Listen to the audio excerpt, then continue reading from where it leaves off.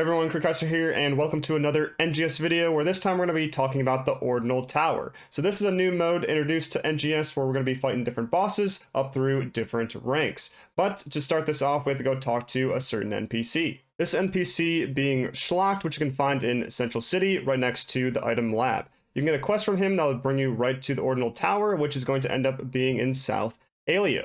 But if for some reason you can't see this quest, that means you have to finish chapter 1 of the story or the Alio region. Once you're in South Alio, you can find it on the southwestern side of that zone, and you just go into a cave beneath a waterfall. Once inside, you'll find a door which can start the Ordinal Tower quest. So with this, there are ranks 1 through 7 at different level points, but you have to complete each preceding rank to move on to the next. So you have to complete rank 1, 2, 3, and so on. But starting with the first rank, that is going to be level 15 and a requirement of 1063 battle power. So this is going to be really easy for those of you that have already been playing the game a good amount, but for those new players, it might be a little bit more difficult trying to fight this boss because there is a time limit with these, as well as a death limit of up to 5 deaths.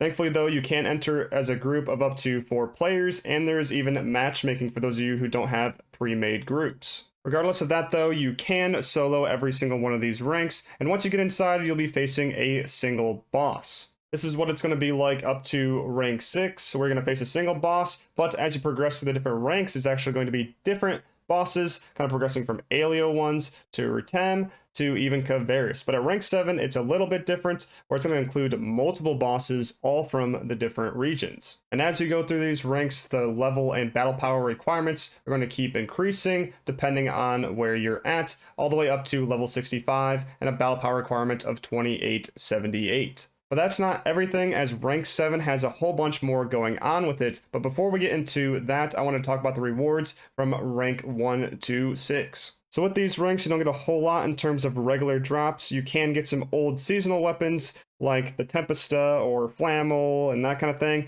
You can also get some minerals, but you don't get a whole lot, and it's dependent on your rank. But you can also get these limit break or potential skips for specific rarities. These rarities being dependent on the rank that you got them in. So for a rank 6 like this one here, then you would get a rarity 6 threshold. And then for a rank 2, let's say, you would get a rarity 2 or lower.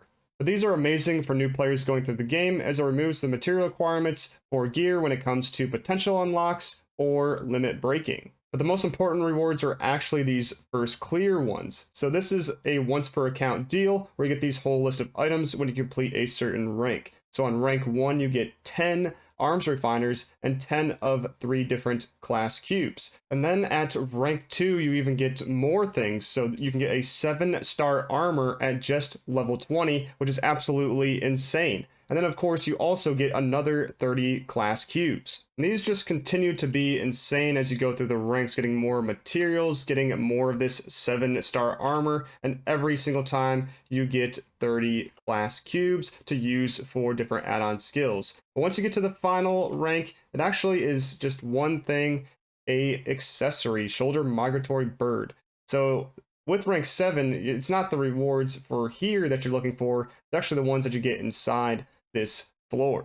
So now let's finally talk about rank 7. Like I said before, you fight multiple bosses, specifically 3 of them, and you go from floor to floor, killing each one. So the normal route, it is Bujin, Kelkundo, and Ams, and they're all megalotics or elite versions of themselves. And once you kill all 3, you finish the quest. But like I said, this is just the normal route. You can actually deviate based on secret passageways and combinations, which I'll talk about after at the end for those of you that want to figure it out for yourself.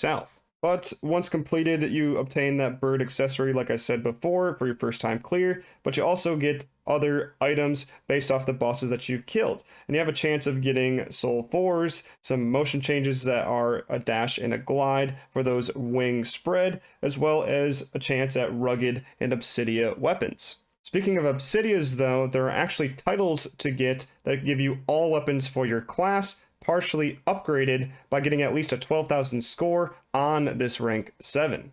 Score is pretty much just determined by how fast you do the quest, and honestly, it seems you don't even have to go that fast. It's pretty simple to get that 12,000 score. So through this entire Ordinal Tower, you can guarantee yourself a full set of 7-star gear and get tons of minerals and tons of class cubes. But now let's finally talk about those secrets. So if you didn't want to know about them, that's what I'll be talking about next. In this rank 7, there are quite a few extra secrets here. In the beginning room, you can go backwards and find a jumping puzzle.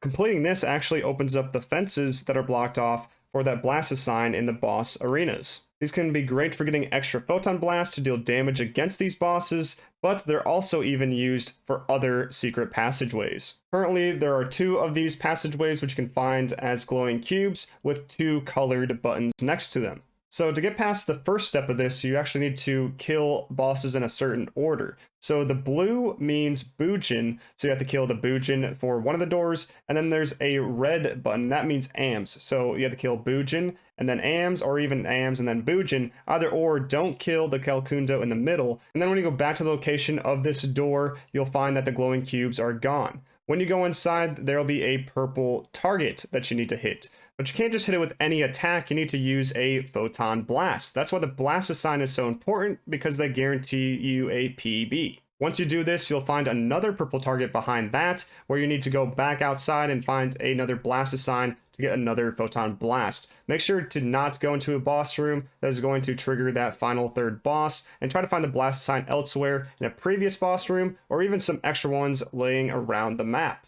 A couple of these extra ones can be found either at the entrance of Ams just above it, or even next to the yellow or Calcundo entrance, kind of at the underside of the map in the corner. Once you do your 2nd photon blast though on this purple target, you'll find a teleporter behind it, which will lead you to a secret boss. For the Boojin and Ams combination, for that passageway, you'll find a Frostal Sword as the final boss. Once you kill this, it'll finish the quest just like normal, but you can get some Frostal Souls instead of just the normal ones from the previous 3. And then for the other passageway, though, it's pretty much the same except for a different combination of bosses. So for this, you have to kill Calcundo and Ams, and you ignore Boojin.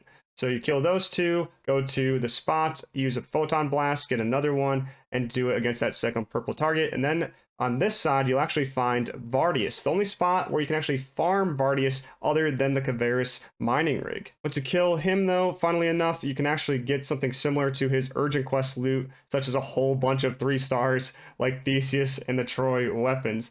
But you also have a chance of getting the Vardy Soul, which can go up to tier 4 in this quest. With both of these secret bosses though, once you complete them the one time, you'll actually complete titles for them where you can get 10 SG each. So that is everything that I have on this Ordinal Tower. To me, it seems like this mode is specifically for future-proofing the new player experience, where they can still get 7-star gear and a whole bunch of minerals, while the player base kind of moves and shifts into newer and newer content. Let me know what you guys think of this Ordinal Tower, and if this guide helped you out in any way, please consider subscribing to the channel if you have not already. I'll see you guys in the next NGS video though. Peace.